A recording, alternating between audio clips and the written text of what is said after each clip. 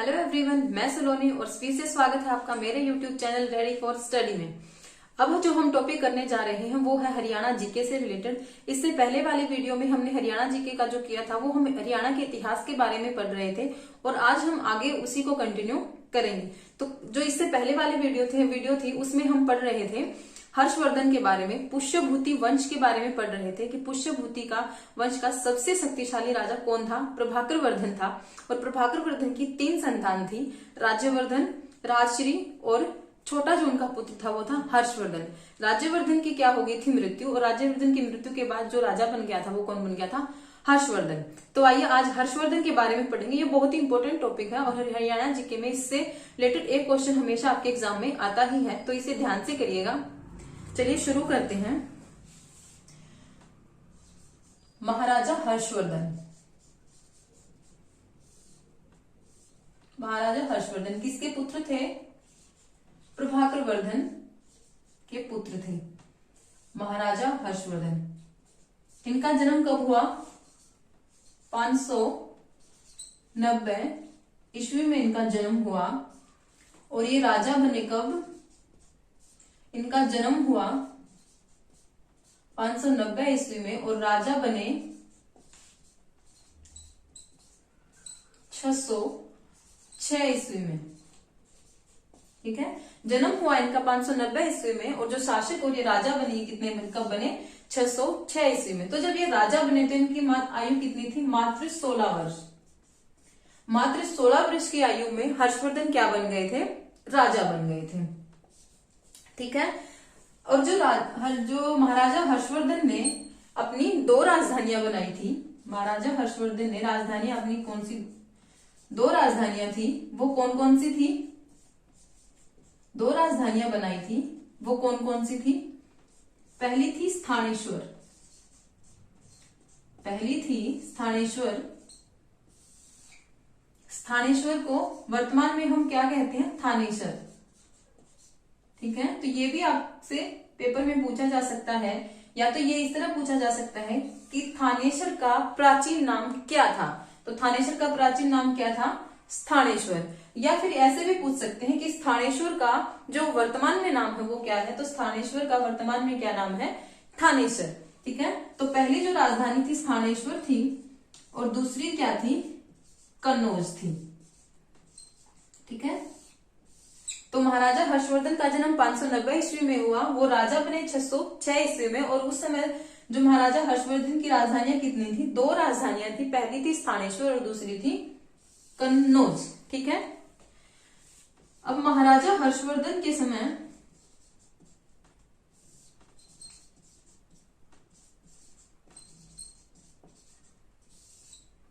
उनके दरबार में चीनी यात्री आया था। एक चीनी यात्री आया, एक चीनी यात्री आया। ये कब आया? 629 ईस्वी में। ठीक है, ये चीनी यात्री कब आया? 629 ईस्वी में आया और उसका नाम क्या था? चीनी यात्री का नाम था हेन्यांग। ये चीनी यात्री महाराजा हर्षवर्धन के दरबार में आया और इसने एक अपनी पुस्तक लिखी जिसका नाम था CUC। एक चीनी यात्री आया जिसका नाम था हेन्यांग। ये कब आया? 629 ईस्वी में आया और इसने एक पुस्तक लिखी जिसका नाम था CUC। ठीक है, अब चीनी यात्री आया तो 629 ईस्वी में, लेकिन ये हरियाणा में कब आया? हरियाणा में आया ये 634 ईस्वी में। हरियाणा में कब आया? 634 ईस्वी में और ये हरियाणा में रहा 634 से 644 ईस्वी तक, यानी कि 10 साल। और ये रहा कहाँ? थानेसर। कहाँ रहा ये? थानेसर में रहा। ठीक है, तो राजा हर्षवर्धन के समय में कौन सा चीनी यात्री भारत में आया? वो आया हेन्यांग। कब आया? 629 ईस्वी में। हरियाणा में कब आया? 634 ईस्वी में और हरियाणा में ये 10 साल रहा और ये कहाँ रहा? ये रहा थानेसर में। और इसने एक पुस्तक लिखी जिसका नाम था CUC। ये हो गई चीनी यात्री के बारे में बात। अब आगे देखिए,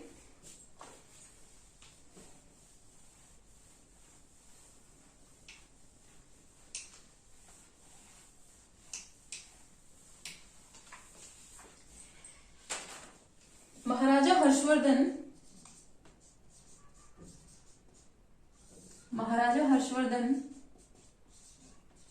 का एक दरबारी कवि था। महाराजा हर्षवर्धन का दरबारी कवि कौन था? इस तरह से आपसे क्वेश्चन पूछा जा सकता है कि महाराजा हर्षवर्धन का दरबारी कवि कौन था? कौन था दरबारी कवि हर्षवर्धन का? बाण भट्ट। बाण भट्ट, ठीक है। और बाण भट्ट ने अपनी एक पुस्तक लिखी,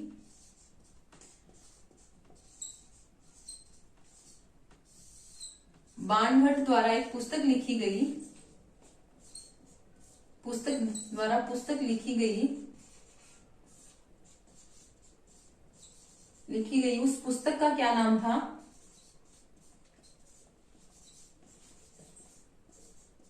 हरिश्चरित्रम। उस पुस्तक का क्या नाम था? हरिश्चरित्रम। और ये जो पुस्तक थी वो किसके जीवन के ऊपर थी? राजा हर्षवर्धन। इस पुस्तक में किसके जीवन का वर्णन मिलता है? महाराजा हर्षवर्धन के जीवन का वर्णन। महाराजा हर्षवर्धन के जीवन का वर्णन इस बुक में मिलता है, ठीक है। इसी बुक में ये उल्लेख है कि जो महाराजा हर्षवर्धन के जो पिताजी थे प्रभाकर वर्धन, और प्रभाकर वर्धन की मृत्यु के समय जो उनकी माता थी यशोमती, उनके साथ ही सती हो गई थी। इस बात का जिक्र या वर्णन किसमें मिलता है?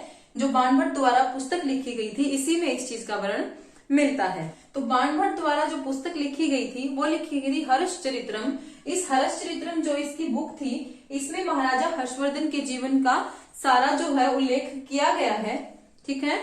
तो इसके बाद देखिए, बाण भट्ट की जो ये हर्षचरित्रम जो बुक थी, इसी में हरियाणा को क्या कहा गया है?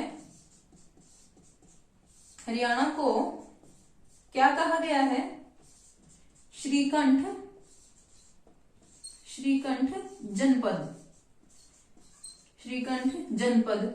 और कुरुक्षेत्र को भी इसमें क्या कहा गया है? श्रीकंठ जनपद की संख्या इसमें दी गई है।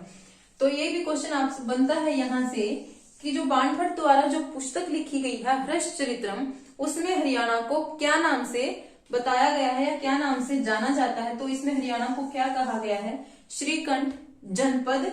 और कुरुक्षेत्र को भी इसमें क्या कहा गया है? श्रीकंठ जनपद, ठीक है। अब ये तो पुस्तक लिखी थी जो महाराजा हर्षवर्धन का जो दरबारी कवि था बाण भट्ट, उसने। महाराजा हर्षवर्धन ने भी पुस्तक लिखी थी, और वो पुस्तक कितने लिखी थी? 3 पुस्तक लिखी थी। उसमें पहली पुस्तक थी रत्नावली। पहली पुस्तक है उसमें रत्नावली, दूसरी है उसमें नागानंद, और तीसरी है प्रियदर्शिका।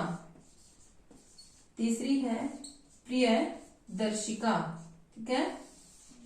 तो अगर ये पूछा जाए कि महाराजा हर्षवर्धन ने कौन सी पुस्तक लिखी, तो महाराजा हर्षवर्धन ने ये 3 पुस्तक लिखी जिसमें महाराजा हर्षवर्धन के जीवन का जिक्र मिलता है, वो पुस्तक बाण भट्ट ने लिखी थी। इस चीज में कंफ्यूज नहीं होना है कि हर्षचरित्रम या महाराजा हर्षवर्धन के जीवन का उल्लेख जिसमें मिलता है वो पुस्तक बाण भट्ट ने लिखी थी, और महाराजा हर्षवर्धन ने जो 3 पुस्तक लिखी थी वो थी रत्नावली, नागानंद और प्रियदर्शिका। इसमें एक और बात देखिए, जो ये रत्नावली है, 1 नवंबर को क्या होता है? हरियाणा दिवस होता है। 1 नवंबर को हरियाणा दिवस के मौके पर, ठीक है, 1 नवंबर को हरियाणा दिवस के मौके पर कुरुक्षेत्र में एक सांस्कृतिक कार्यक्रम का आयोजन किया जाता है। उस सांस्कृतिक कार्यक्रम को क्या नाम दिया गया है? रत्नावली। ठीक है, उस सांस्कृतिक कार्यक्रम को क्या नाम दिया गया है? रत्नावली। 1 नवंबर को हरियाणा दिवस के मौके पर कुरुक्षेत्र में एक सांस्कृतिक कार्यक्रम का आयोजन किया जाता है। उस सांस्कृतिक कार्यक्रम का क्या नाम है? रत्नावली। ठीक है, आगे देखिए।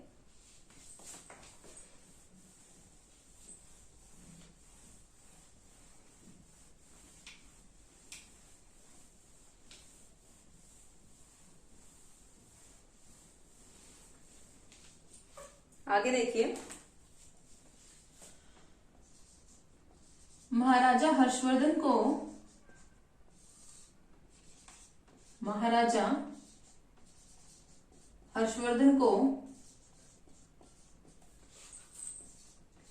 634 ईस्वी 635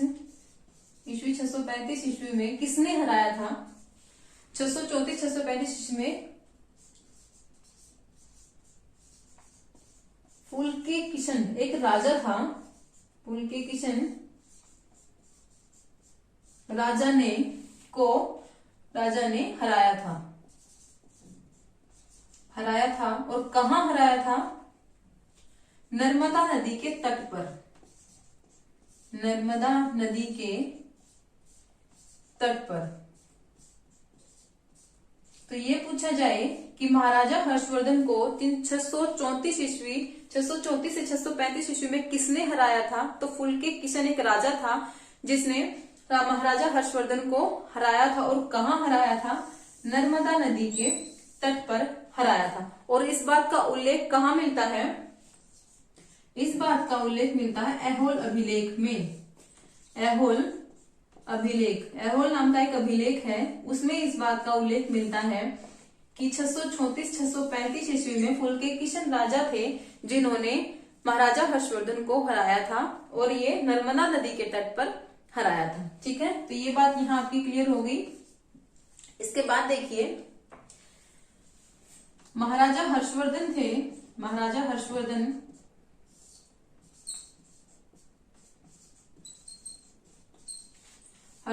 का अंतिम विजयी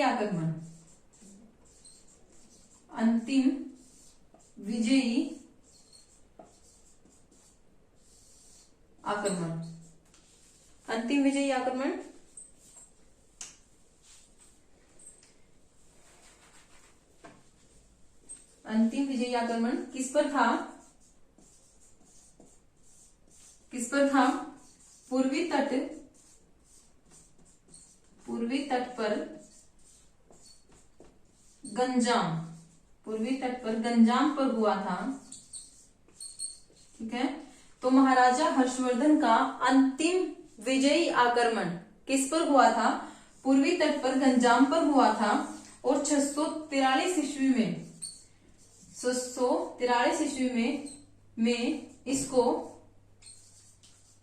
इसको थानेश्वर का क्या बना लिया गया था? अंग।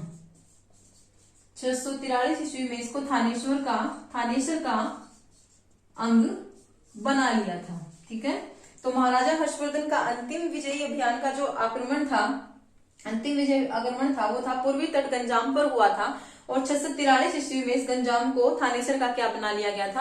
अंग बना लिया गया था। ठीक है, तो अब आगे देखिए,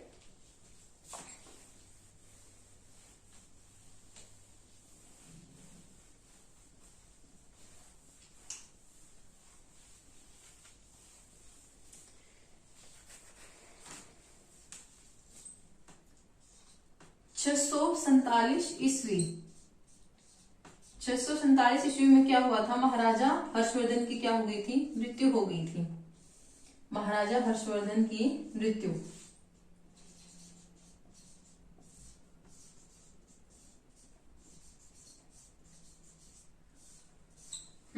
महाराजा हर्षवर्धन की 647 में क्या हो गई थी? मृत्यु हो गई थी। और महाराजा हर्षवर्धन के समय में जो जाति सबसे ज्यादा आक्रमण करती थी वो कौन सी जाति थी? सबसे ज्यादा आक्रमण कौन सी जाति करती थी?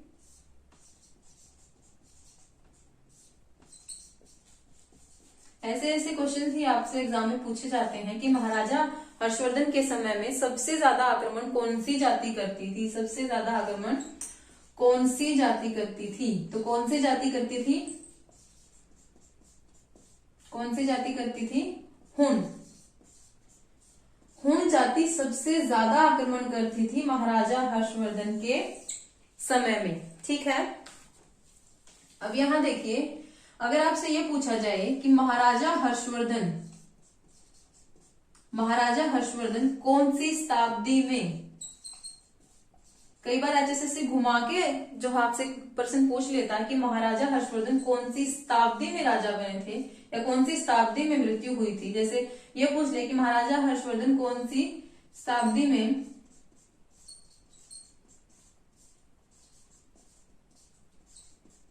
राजा बने, तो कौन सी शताब्दी में राजा बने, राजा कब बने थे हर्षवर्धन 606, और उस टाइम शताब्दी कौन सी थी, 7वीं शताब्दी उस समय चल रही थी। तो महाराजा हर्षवर्धन कौन सी शताब्दी में राजा बने, 7वीं शताब्दी में। और कुंभ मेला पता है आपको, जो 12 साल बाद लगता है, कुंभ मेला जो था इसकी शुरुआत किसने की थी, महाराजा हर्षवर्धन ने। ये भी आपका इंपॉर्टेंट क्वेश्चन है कि कुंभ मेले की शुरुआत किसने की, महाराजा हर्षवर्धन ने इसकी शुरुआत की,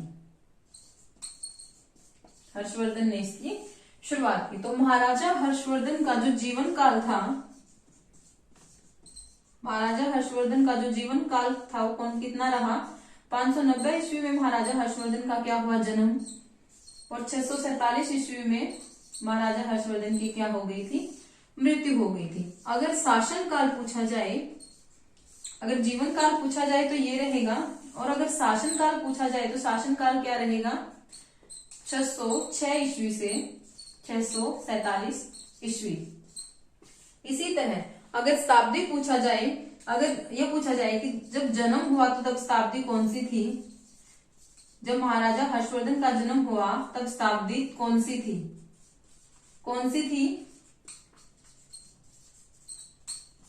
छठी जो थी वो शताब्दी थी, और मृत्यु तब हुई तब कौन सी थी, 7वीं शताब्दी। या शासक बने या राजा बने तब कौन सी थी, 7वीं, और मृत्यु हुई तब भी कौन सी शताब्दी चल रही थी, 7वीं शताब्दी चल रही थी। तो यहां तक आपकी ये बात क्लियर हो गई। आगे देखिए, अब यहां तक हमने जो महाराजा हर्षवर्धन की जो पूरी डिटेल थी वो हमने सारी अच्छे से कर ली है। उम्मीद करती हूँ आपको अच्छे से समझ में आ रहा होगा। अब इसके बाद आई 9वीं शताब्दी, इसके बाद जो आई वो आई 9वीं शताब्दी।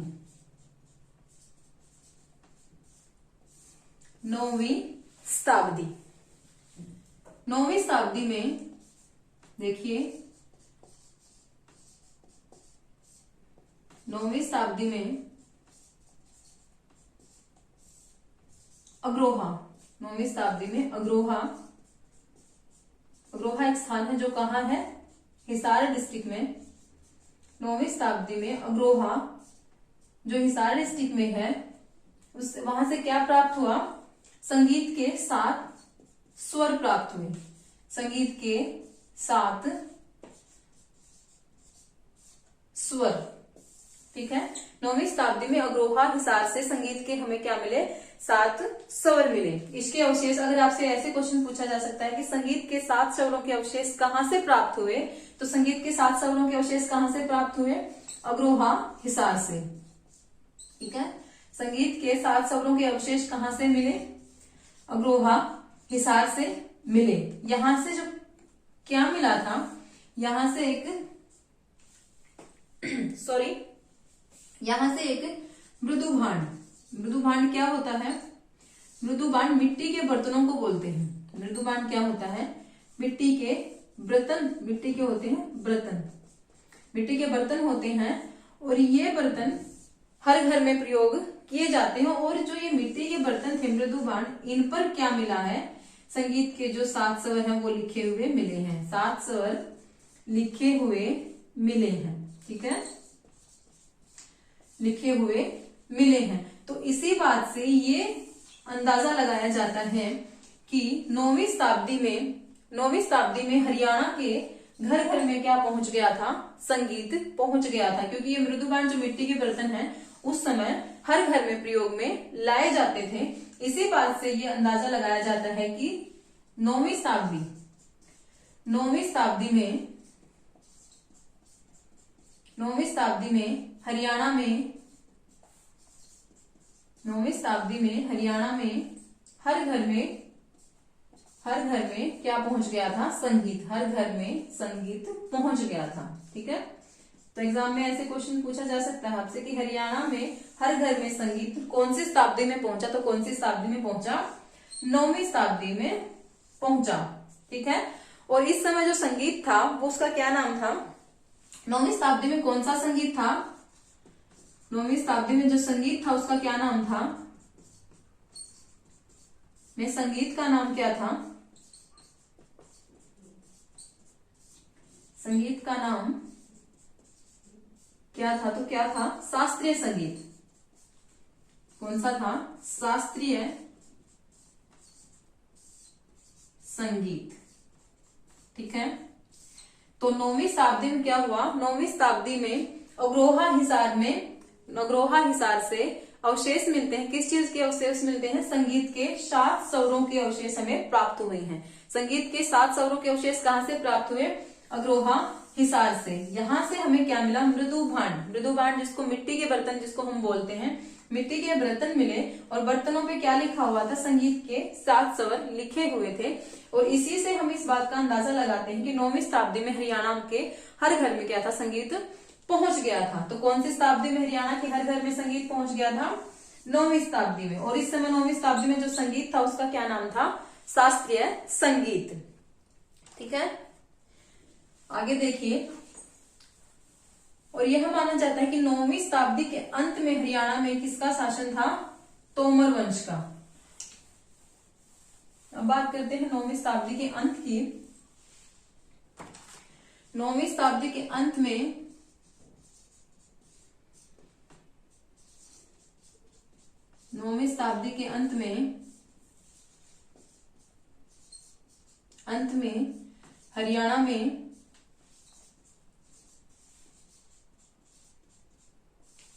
हरियाणा में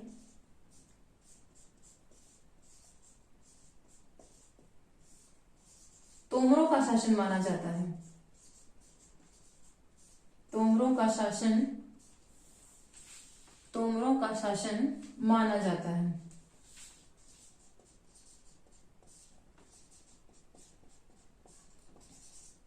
तो 9वीं शताब्दी के अंत में हरियाणा में किसका शासन माना जाता है, तोमरों का शासन माना जाता है। और तोमर वंश के एक शासक थे, तोमर वंश के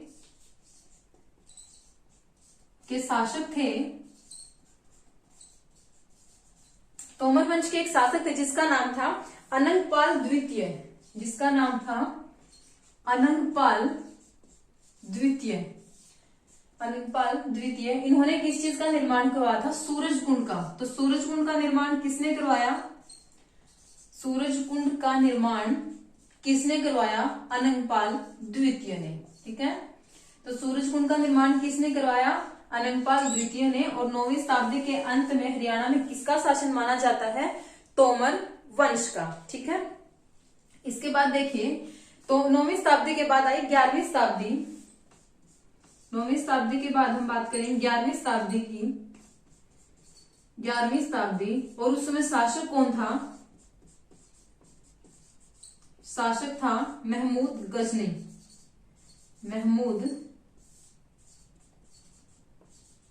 गजनवी उस समय क्या था, शासक था 11वीं शताब्दी में।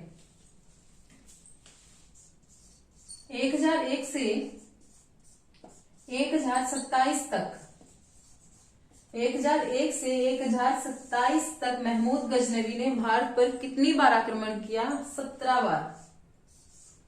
कितनी बार आक्रमण किया, 17 बार भारत पर क्या किया, इसने आक्रमण किया। और सबसे मेन जो बात है कि 17 बार आक्रमण में ये कभी नहीं हारा, ये कभी नहीं हारा। और 1014 में इसने थानेश्वर को लूटा था। 1014 में इसने किसको लूटा था, इसने थानेश्वर को लूटा था। इसकी कोशिश इसने पहले भी की थी, लेकिन पहले ये असफल रह गया था, हारा नहीं था। किसी कारण इसने वो पीछे हट गया था और इसने वो युद्ध लड़ा ही नहीं था। तो 1014 में था कि इसने थानेश्वर को लूटा था। और यहां से इसने थानेश्वर से क्या कहते हैं, एक मूर्ति लूटी थी, एक मूर्ति चुराई थी। वो मूर्ति किसकी थी, चक्रपाणी। वो मूर्ति किसकी थी? चक्रपाणी महाराज, या चक्रपाणी हम किसको बोलते हैं? विष्णु जी को, विष्णु जी को। ठीक है, तो 11वीं शताब्दी में शासक कौन था? महमूद गजनी था, गजनवी बोलते हैं। 1001 से 1027 तक इसने भारत पर 17 बार आक्रमण किया और ये कभी नहीं हारा। 1014 में इसने किसको लूटा? थानेश्वर को इसने 1014 में लूटा और उसने एक मूर्ति चुराई। कौन, किसकी मूर्ति चुराई? यहाँ से भी एक क्वेश्चन बनता है कि मोहम्मद गजनी ने कौन सी मूर्ति चुराई थी? तो कौन सी मूर्ति चुराई थी? चक्रपाणी की मूर्ति चुराई थी। तो हम 11वीं शताब्दी की बात कर रहे थे। 11वीं शताब्दी में शासक था, 11वीं शताब्दी शासक था मोहम्मद गजनवी या महमूद गजनवी। तो महमूद गजनवी ने क्या किया? 1001 से मोहम्मद गजनवी ने 1001 से 1027 तक 1001 से 1027 तक भारत पर 17 बार आक्रमण किया और 17 बार में ये कभी नहीं हारा। 1014 में इसने किसको लूटा? थानेश्वर को लूटा। इसने थानेश्वर जो कुरुक्षेत्र में है उसको लूटा और उस समय वहां का राजा कौन था? जयपाल। वहां का राजा उस समय कौन था? जयपाल। इससे पहले भी इसने ये कोशिश की थी 1009 में, लेकिन ये असफल रहा था। और यहां से इसने थानेश्वर को लूटा, तब यहां से इसने एक मूर्ति चुराई। वो मूर्ति थी चक्रस्वामी, मूर्ति थी चक्रस्वामी की, या विष्णु भगवान जी को, विष्णु भगवान को हम चक्रस्वामी कहते हैं। उन्होंने मूर्ति चुराई विष्णु भगवान की। ठीक है, तो 1014 में इसने थानेश्वर पर हमला किया और उसने थानेश्वर को लूटा। उस समय उसका राजा, वहां का राजा था जयपाल। और यहां से वह एक मूर्ति ले जाता है। वो मूर्ति किसकी थी? ये क्वेश्चन में पूछा जा सकता है कि थानेश्वर को इसने लूटा, तब उसने जो मूर्ति चुराई वो किस भगवान की थी? तो किस भगवान की थी? वो चक्रस्वामी महाराज यानी कि विष्णु भगवान की वो मूर्ति थी। इससे पहले भी इसने एक प्रयास किया था 1009 में, लेकिन वो क्या रहा था? असफल। 1037 में महमूद गजनवी का उत्तराधिकारी, ठीक है, 1037 में मोहम्मद गजनवी का उत्तराधिकारी था मसूद। मोहम्मद गजनवी का क्या था? ये उत्तराधिकारी था। इसने कहां आक्रमण किया? हांसी पर आक्रमण किया। और यह युद्ध कितने दिन चला? 12 दिन चला। और 12 दिन बाद इसने किसको हराया? तोमर वंश के राजा थे, तोमर वंश के राजा थे कुमारपाल देव को इसने क्या किया? पराजित किया। ठीक है,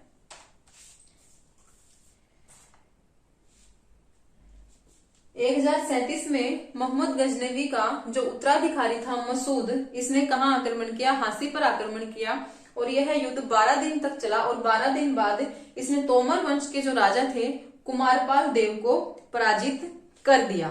ठीक है, इसके बाद देखिए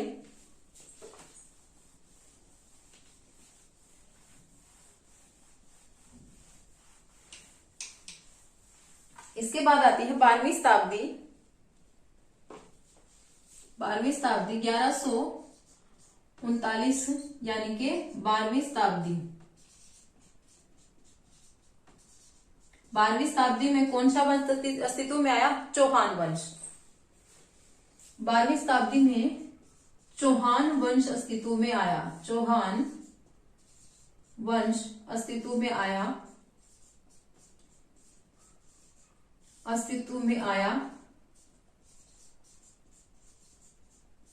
और चौहान वंश ने किसको पराजित किया? तोमर वंश को। और यह तोमरों को पराजित करके अस्तित्व में आया था। तो 1139 यानी कि 12वीं शताब्दी में कौन सा वंश अस्तित्व में आया? चौहान वंश। और ये किसको पराजित करके अस्तित्व में आया? तोमर वंश को पराजित करके यह अस्तित्व में आया।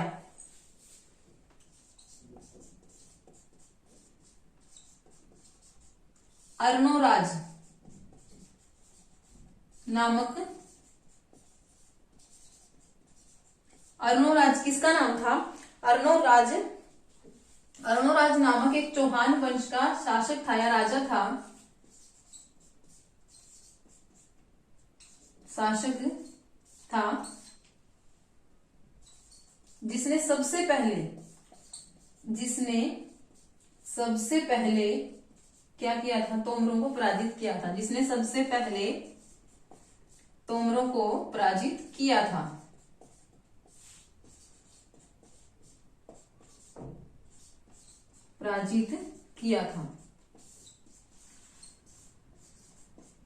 ठीक है। तो 1139 यानी 12वीं शताब्दी में कौन सा वंश अस्तित्व में आया? चौहान वंश। ये किसको पराजित करके अस्तित्व में आया? तोमर वंश को पराजित करके अस्तित्व में आया। और अर्णोराज नामक एक चौहान वंश के शासक थे या राजा थे, जिसने सबसे पहले तोमरों को क्या किया था? पराजित किया था। ठीक है। चौहान वंश ने तोमर वंश को हराया था। अब देखिए, जो चौहान वंश का इसमें शक्तिशाली जो राजा माना जाता है, वो माना जाता है पृथ्वीराज चौहान को। किसको माना जाता है? पृथ्वीराज चौहान को माना जाता है। तो 1151 में एक युद्ध हुआ था, तराइन का युद्ध हुआ था। और ये तराइन कहाँ है? तराइन का युद्ध हुआ था। तराइन कहाँ है? हरियाणा के करनाल में। यह युद्ध किसके बीच हुआ था? पृथ्वीराज चौहान और मोहम्मद गौरी के बीच। पृथ्वीराज चौहान और मोहम्मद गौरी के बीच यह युद्ध हुआ था। ठीक है। तो चौहान वंश अस्तित्व में आया तोमर वंश को हराकर, और जो चौहान वंश का सबसे शक्तिशाली राजा था वो पृथ्वीराज चौहान था। और 1191 में तराइन का युद्ध हुआ था। और तराइन का युद्ध किस किस के बीच हुआ था? पृथ्वीराज चौहान और मोहम्मद गौरी के बीच। तो चलिए आगे देखेंगे। ये मोहम्मद गौरी जो था, ये कहाँ का शासक था? मोहम्मद गौरी कहाँ का शासक था? गौर का। मोहम्मद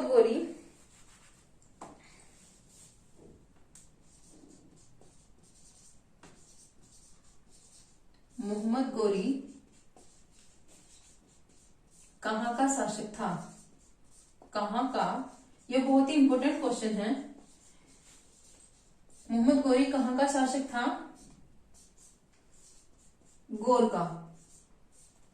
और ये गौर सब पहले किसके अधीन था? मोहम्मद गजनवी के। यह गौर पहले किसके अधीन था? मोहम्मद गजनवी के।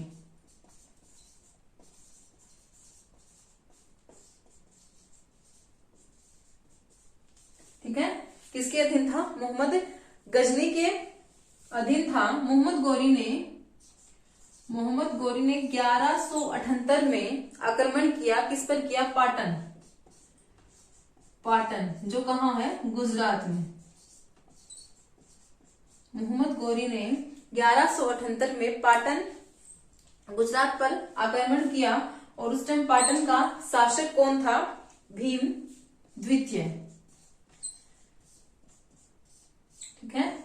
उस टाइम पाटन का शासक कौन था? भीम द्वितीय था। और 1191 में जो तराइन का युद्ध हुआ, तराइन का प्रथम युद्ध कब हुआ? ये भी आपका क्वेश्चन बन सकता है। तो कब हुआ? 1191 में तराइन का प्रथम युद्ध किस किस के बीच हुआ? पृथ्वीराज चौहान और मोहम्मद गौरी के बीच। मोहम्मद गोरी के बीच हुआ और इसमें विजयी कौन हुआ? इसमें विजयी हुआ पृथ्वीराज चौहान। पृथ्वीराज चौहान इसमें विजयी हुआ और पृथ्वीराज का साथ इसमें किसने दिया? झांसी के शासक थे उस टाइम गोविंद राय। झांसी के जो राजा थे गोविंद राय, गोविंद राय ने क्या दिया? पृथ्वीराज का साथ दिया। और दूसरे जो थे वो थे राजा जयचंद। राजा जयचंद, राजा जयचंद कौन थे? राजा जयचंद कौन थे? ये थे गढ़वाल वंश। ये गढ़वाल वंश के क्या थे? राजा थे। ठीक है, तो राजा जयचंद और गोविंद राय ने इस युद्ध में किसका साथ दिया था? पृथ्वीराज चौहान का साथ दिया था, जिसकी वजह से पृथ्वीराज चौहान इस युद्ध में जीत गया था। मोहम्मद गोरी ये युद्ध हार गया था। ठीक है, और बाद में क्या हुआ? इस जीत की खुशी में पृथ्वीराज चौहान ने एक उपलक्ष्य में एक उसका आयोजन किया कार्यक्रम का। उस कार्यक्रम में उसने गोविंद राय को भी बुलाया और राजा जयचंद और उसके जो सैनिक थे वो सभी उसमें शामिल थे। और उसमें राजा जयचंद जो आया वो अपनी पुत्री के साथ आया, जिसका नाम था संयोगिता। ठीक है, और उसमें क्या हुआ? उस जो कार्यक्रम में था, पृथ्वीराज चौहान को राजा जो जयचंद की जो पुत्री थी वो उसको पसंद आ गई। लेकिन जब उसने पृथ्वीराज चौहान ने इसके बारे में अपने नाना से बात की, जो अनंगपाल द्वितीय थे उनसे बात की, तो उन्होंने क्या कर दिया? उस विवाह के लिए क्या कर दिया? मना। क्यों? क्योंकि जो ये राजा जयचंद, जो गढ़वाल जो वंश था जाति थी, वो कौन सी जाति मानी जाती थी? नीची जाति मानी जाती थी। और जो चौहान वंश था इसको ऊपर जो उसका दर्जा दिया गया था, तो इसीलिए जो अनंगपाल द्वितीय थे उन्होंने इस शादी के लिए, विवाह के लिए क्या कर दिया था? मना। लेकिन उसके बाद पृथ्वीराज चौहान ने क्या किया? राजा जयचंद की जो पुत्री थी उसको वो क्या कर गया? भगा ले गया। इसी वजह से जो राजा जयचंद थे वो पृथ्वीराज चौहान के क्या हो गए? खिलाफ हो गए। और जो इसके नाना थे, नाना भी थे क्या? इसके शक्तिशाली शासक थे और वो भी इसके क्या हो गए? खिलाफ हो गए। ठीक है, आगे देखिए 1191 का जो युद्ध था उसमें तो पृथ्वीराज चौहान जीत गए थे, लेकिन एक साल बाद 1192 में फिर तराइन का युद्ध हुआ। तो तराइन का द्वितीय युद्ध कब हुआ? तराइन का द्वितीय युद्ध कब हुआ? तो कब हुआ? 1192 में हुआ। और ये किसके बीच हुआ? पृथ्वीराज चौहान और मोहम्मद गोरी के बीच ही हुआ। और इसमें विजयी कौन हुआ? मोहम्मद गोरी इसमें विजयी हुआ। इसका कारण क्या था? कि जो पृथ्वीराज चौहान था उसका साथ उस युद्ध में किसी ने नहीं दिया। जो राजा जयचंद थे राजा जयचंद ने इस युद्ध में किसका साथ दिया? मोहम्मद गोरी का साथ दिया। राजा जयचंद पृथ्वीराज चौहान राजा जयचंद की पुत्री को क्या ले गया था? भगा ले गया था। इसी वजह से राजा जयचंद जो थे पृथ्वीराज चौहान के खिलाफ हो गए थे और जिसके नाना थे वो भी इसके खिलाफ हो गए। तो पृथ्वीराज चौहान क्या हो गया था? अकेला। और राजा जयचंद किसके साथ शामिल हो गए थे? मोहम्मद गोरी के साथ, जिसकी वजह से पृथ्वीराज चौहान क्या हो गया? उस युद्ध में हार गया। और हारने के बाद मोहम्मद गोरी ने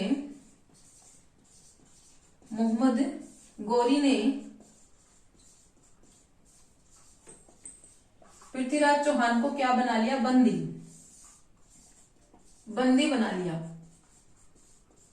कई जो ग्रंथों में ये कहा जाता है कि मोहम्मद गोरी ने उसी समय क्या किया था? पृथ्वीराज चौहान की हत्या कर दी थी। लेकिन एक ग्रंथ है जिसमें कहा गया है कि उस समय पृथ्वीराज चौहान ने बंदी बना लिया था। किसको? मोहम्मद गोरी ने पृथ्वीराज चौहान को क्या बना लिया था? बंदी बना लिया था। तो दूसरा जो तराइन का जो दूसरा युद्ध था उसमें विजयी कौन हुआ? मोहम्मद गोरी। और जो हारा कौन? पृथ्वीराज चौहान हार गया। ठीक है, इसके बाद एक युद्ध हुआ 1194 में चंदावर के नाम से युद्ध हुआ। चंदावर का युद्ध, यह किसके बीच हुआ? यह युद्ध हुआ मोहम्मद गोरी और राजा जयचंद के मध्य। मोहम्मद गोरी और राजा जयचंद के मध्य, और इसमें भी क्या हुआ, मोहम्मद गोरी विजयी हुआ और राजा जयचंद क्या हो गए, हार गए। ठीक है, इसमें कौन हार गया, राजा जयचंद इसमें हार गए थे। तो इसमें देखिए पृथ्वीराज चौहान, एक क्वेश्चन यहां से ये भी बनता है, पृथ्वीराज चौहान कहाँ का शासक था। तो पृथ्वीराज चौहान कहाँ का शासक था, अजमेर का शासक था।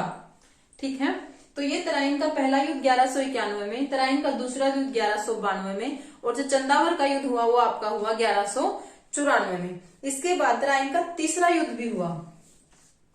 तराइन का तीसरा युद्ध कब हुआ, 1215 में, और ये किस किस के मध्य हुआ, इल्तुतमिश और कुवारचा, इल्तुतमिश और कुवारचा के मध्य, और उसमें विजयी कौन हुआ, इल्तुतमिश इसमें विजयी हुआ, इसमें जीत गया। ठीक है, तो यहाँ हमने पढ़ा पृथ्वीराज चौहान के बारे में। पृथ्वीराज चौहान चौहान वंश का सबसे शक्तिशाली राजा, और इसके इनमें 1191 में पृथ्वीराज चौहान और मोहम्मद गोरी के बीच क्या हुआ, युद्ध हुआ। इस युद्ध में कौन विजयी हुआ, पृथ्वीराज चौहान हुआ, क्योंकि इस युद्ध में साथ किसने दिया, हांसी का एक राजा था जो था गोविंद रॉय, उसने भी पृथ्वीराज चौहान का साथ दिया। और जो जयचंद था, गढ़वाल जो वंश था उसका जो राजा था, उसने भी पृथ्वीराज चौहान का साथ दिया। इसकी वजह से इसमें पृथ्वीराज चौहान क्या गया था, जीत गया था। इसके एक साल बाद जब दोबारा मोहम्मद गोरी ने इसको युद्ध के लिए ललकारा, तो तराइन का दूसरा युद्ध हुआ 1192 में, उसमें मोहम्मद गोरी जीत गया, क्योंकि जो जयचंद राजा थे उसने साथ दिया उस समय मोहम्मद गोरी का। तो 1194 में फिर युद्ध हुआ चंदावर का, जो था जयचंद और मोहम्मद गोरी के बीच। इसमें जयचंद हार गया और मोहम्मद गोरी इसमें जीत गया। तराइन का जो तीसरा युद्ध हुआ वो हुआ 1215 में, इल्तुतमिश और कुवारचा के मध्य, इसमें इल्तुतमिश विजयी हुआ। इसके बाद जो शताब्दी शुरू होती है वो 13वीं शताब्दी है, उसमें हम रजिया सुल्तान के बारे में पढ़ेंगे। 13वीं शताब्दी है, उसमें हम क्या पढ़ेंगे, रजिया सुल्तान के बारे में पढ़ेंगे, जो हम इससे अगली वीडियो में पढ़ेंगे। तो आज की वीडियो में हमने जो राजा हर्षवर्धन था उसके बारे में पूरी जो थी जानकारी प्राप्त की। उसके बाद हम ये चौहान वंश जो आया इसके बारे में हमने जानकारी प्राप्त की। तो उम्मीद है आपको मेरी आज की जो वीडियो है वो पसंद आई होगी। अगर आपको मेरी वीडियो अच्छी लगी तो वीडियो को लाइक करें और चैनल को सब्सक्राइब करें, और साथ ही बेल आइकन को प्रेस करें ताकि मेरी आने वाली हर वीडियो की नोटिफिकेशन आपको मिले। Thank you so much.